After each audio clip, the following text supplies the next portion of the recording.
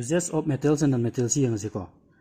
You should be able to guess why metals are used in making machinery, automobiles, aeroplanes, trains, satellites, industrial gadgets, cooking utensils, water boilers, etc. Metals sing ase akoina machine gi ton parts sing sabada, automobile sai tadi gari gi parts sing sabada, aeroplane gi part, train gi part, satellite gi industrial gadgets sai tadi industry ku suklai ma am sinari dana ko. Hariba myam sing je sabada, cooking utensils koi chakong gi kolik myam sabada ju metal ni sinari jinatra. Water boilers sai tadi sing sohona ba.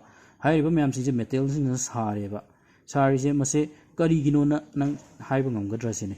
Kari gino haima tamda moje good conductor of heat oiba, adagi moje hard oiba kan ba ko tekan kai gan da ba. Adagi moji property myam cheli ba moji da ko. Aduduna maram oiga moje haiba pot sing je sari ne maru ida metal sing je kalli. Adagi good conductor of heat oi. Haiba sigi maru oiba magun khara gi mutu ina ne haiba pot sing je sari se. Adagi you are also familiar with the uses of some non-metals. Non-metal khara ju koi sin nei. Sina base moi gi sina pam sing je koi phasana khange. Ukudam wena harga carbon je graphite sabda sin graphite je pencil gi machine je graphite ni antra carbon ne ba. Masi je koi sina pam khange. Adagi sulfur gak se moi je fungicidal property che le na ko. Koi gi fungus hat pangame na bolong gak sabda gak sin nei. Adagi here are some interesting ones. We are sure that you will guess them right. Asida khara pirakadori masda piri ibu singje akoina hairamani na kalli sinida. The ahambada number 1 point haise non-metal is essential for our life. We all be living beings inhale during breathing. Akoina sor honba matamda honjilliba gas se kaino oxygen most important ko mukoi minute manga sor honda lai matamda ekta sidori ning ampote. Adu quite maru ori pose oxygen ne ba metal digi ju na maru oile ramadra non metal sing marak to oxygen ha ba sa adu na oxygen se sigmatic darkar oi akoin so honjili jini adigi mathangi point da non metals use in fertilizers to enhance the growth of plants. Fertilizer har sem bu su si nei ammonia ga le jikon nitrogen hoi adigi hydrogen hoi non metal oi po sing sina tor sem e nga tani adagi non-metal used in water purification process ising sengtok na bagi process ta scenery maru ina chlorine na dune ko chlorine je non-metal ni bleaching powder ga na torna ising sengtok na binok ta scenery je non-metal ngak tane adagi mathang point mo non-metal used in the purple colored solutions which is applied on wounds as antiseptic. Adagi non-metal khara purple masu oiba antiseptic oina mi dok tai mai matang sang dana num gi dam ta sin ab leye ba ko the iodine solution ga na to su leye ba ko adagi non metals used in crackers aitar di koi gi mai kapi kari ko diwali matam daga prep kapi ba madu phosphorus ne the happy je ko phosphorus e koina magi ignition temperature yamna nemi aduna ma di temperature kitang sakalak poga mai chakali ga hagidra make semba da so happy hagidra aduna phosphorus ne the happy je phosphorus e non metal ni mai firecrackers kumba adum semba sinare adagi you may add some more uses of metals and non-metals from your experiences nang na thena gi ba marak ta gi sinafam atai metal gi sinafam non-metal gi sinafam kharasu adum haibi ai si hari me amje non-metal gi ngakte ne haigri ji ko pehli jin hairi ye I heard that magnesium is found in plants. In what form is it found in them? Magnesium je plants in the yawe ye karama mong tu no yawi se moi compound ne yaw tu ne ko magnesium moi mineral me am chukali moi pambi isina marana kanu digi lebak tegi isim chukala pa matamda mineral khara judum yaw chukali haidra do other mineral chukala judum yaw me compound form da dum lebus yawi adagi the doctor reported iron deficiency in my body. Where is iron in my body? Adagi doctor na iron what leg hydro nupi miron binupi singse iron ki tablet kyam chaga dabani ka hydro ida iron what leg iron ki saruk what leg hari se karino na tamda iron what leg haise pura ayot makak matu mun yaw do natte iron je moise mineral oini yaw bi wane ba ko moise mineral ko adagi in class 7 you have learned that in a chemical reaction new substances are formed. Koina class 7 da chemical reaction am thokpa kanda anobu pot semi have tamgre These substances are different from those which underwent the reaction. ID Masagi reaction Tokoda Yariba, Hana Punzinagriba, reactant Sinduga, product last Toriba, Posak Singaduga, Puken Kenare, Manadre Haveneco.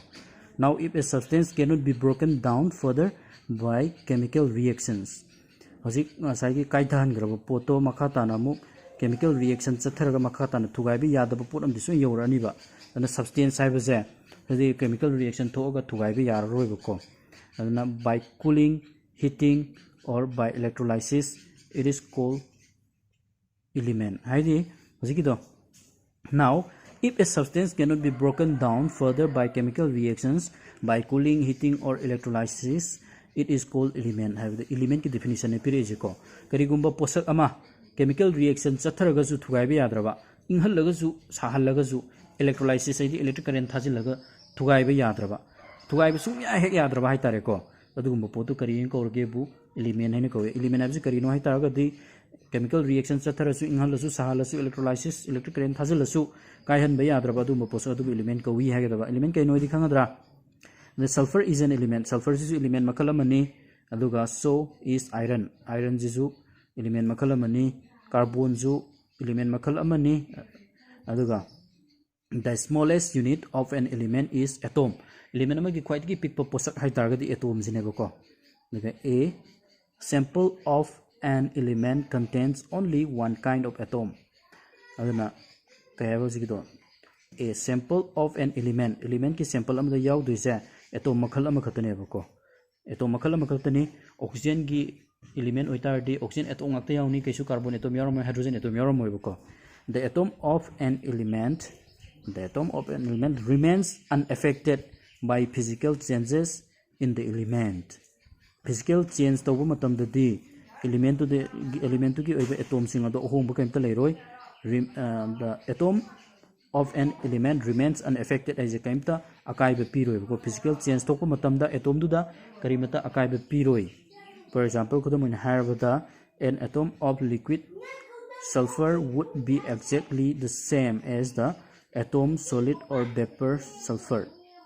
An atom of liquid sulfur would be exactly the same as the atom of solid sulfur or vapor sulfur. Sulfur je mapangwani su lebiai maniloini su lebiai adagi kari oina mahi oina su lebiai mahi oina leringe matamda oiriba sulfur gi atom duga mapang oringe gi sulfur atom duga manil oringe gi sulfur atom duga khenaba kemta leiroi sapmanagani habne boko. Aduna sulfur gi atom itar diloi sulfur atom o in adum sapmanana leigani aduga. Although we have an infinite variety of substances in the universe, the number of elements forming these substances is limited. Akoi gi sangsar asida posak se asukimatik masing thingam dana loiba naitana leiragasu mokoi bu sagalakpada changi ba posak sing adudi khara khaktane bako elements sing didi masing khara khaktane yamde. There are no more than 94 naturally occurring elements. Mahoksagi oina leijarami ba element masing je element 94 khatani atopa element khara ju puthokre adudi mi sing jina artificially moi kusem gi oina puthokone bako. Adana mahoksagi oina leijarami ba element se kayano hangtar gadi 94 ne hagada bako. An important classification of elements is in terms of metals and non-metals.